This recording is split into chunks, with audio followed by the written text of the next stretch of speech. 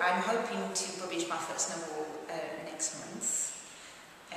I'm writing on my second novel, on the draft of my second novel, which will be a Gothic novel, inspired by Wiki Collins and Amar James. And this week at the lab I started working on my third novel, what will be my third novel, called The Right Place, which is set in Dorset and inspired by the song The Wind by P.J. Harvey and by the landscape legends and history of Dorset.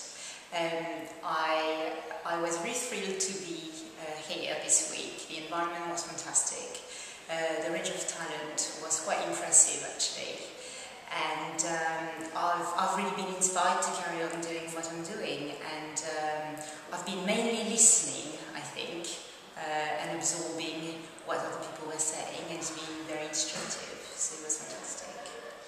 This week I've just started working on what will be my third novel, so that I actually wrote a piece on Wednesday, and it was 900 words long, so I'm going to just read half of it. My third novel, The Right Place, is inspired by the landscape history and legends of Dorset and by the P.J. Harvey song The Wind, which is about St. Catherine's Chapel in Abbotsbury in West Dorset. My character is a 30-something woman. She's quite mysterious. I have no idea who she is yet, so it's all very raw, and I haven't really worked on that piece that much. She has been sitting on Chesil Beach, and she's going to be caught up by a rainstorm, and she's going to run to the chapel to seek refuge there. But it's just the Chesil Beach bit I'm going to read. She had run all the way from Chesil Beach. The storm had been brooding all morning. She had been sitting on the beach and had seen it approach slowly, spreading across the sky, very much like the pestilence of the Black Death back in the 14th century. It had engulfed the village and the abbey, which had still been standing by then.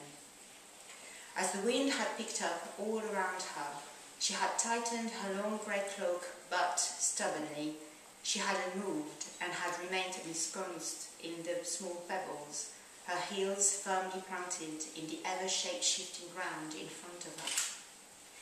She had been staring at the sea for ages, her dark eyes fixed on the moving mass of water in front of her. She had looked on as wave after wave after wave had come crashing against the beach, making the shingle crackle like a thick carpet of ringing insects rubbing against each other. The roar of the waves, the sound of the rolling pebbles, and the wind whispering in her ear mixed together to make a strange music in her head. The sea had sprayed her face at regular intervals.